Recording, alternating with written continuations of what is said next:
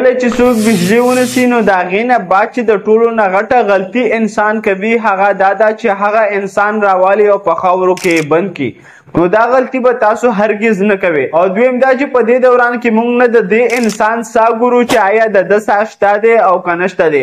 او په دې دوران کې موږ نه د ده د زړه دړکن ګورو او نه د ده رګونو چې کوم پلس ریټ ورته ویلی شي هغه ګورو.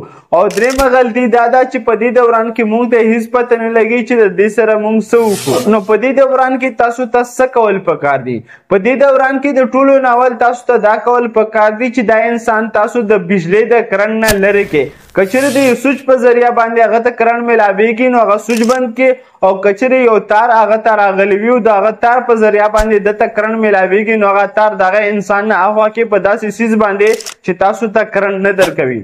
او د هغې نه بعد هغه انسان تاسو په ګرمه کمبله کې راتاو کې یا په داسې ځای کې کیدی چې د هغه وجود ته ګرمایش میلاو شي. او دریم دا چې د هغه انسان بیا تاسو ساه وګورئ چې آیا دا انسان ساه اخلي او که نه اخلي. او په دې دوران کې د دې انسان د زړه دړکن هم وګورو او د ده چې کوم پلس ریټ ورته ویلی شي د رګونو په ذریعه باندې هغه هم تاسو وګورئ چې د ده په رګونو کې وینه ځي او که نه ځي. ځکه چې د بجلي د کرنټ په دوران کې د انسان په وجود کې دننه چې کومه وینه ده هغه د جم کېدو طرف ته روانه شي یعنې په سختېدو شي. او د دې سره د انسان چې کومې پستې پټې دي کوم ته چې موږ مسل ویلی شو او سموت مسل ورته ویلی شي هغه سخت شي او د سختوالي طرف ته روان شي. نو په دې دوران کې تاسو ته دا څیزونه کتل ضروري دي. نو که چیرې په دې دوران کې دا انسان ساه نه اخلي او د هغه رګونو کې وینه مزل نه کوي نو په دې دوران کې CPR ورته ویلی شي. دا یو داسې عمل دی چې د دې عمل په ذریعه باندې د انسان په رګونو کې وینه هم په چالان باندې شروع شي. او که چیرې د دې انسان ساه اخیستل نه وي نو دا ساه اخیستل هم شروع شي.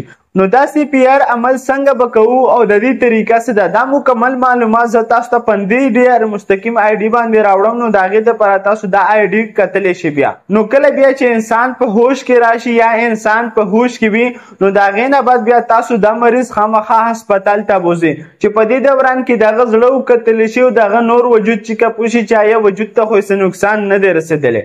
نو که چیرې دا ویډیو انفارمیټیو وي د خپل فرینډ سره شیر کړئ او دغه شان میډیکل انفارمیشن دپاره زموږ سره اوسئ.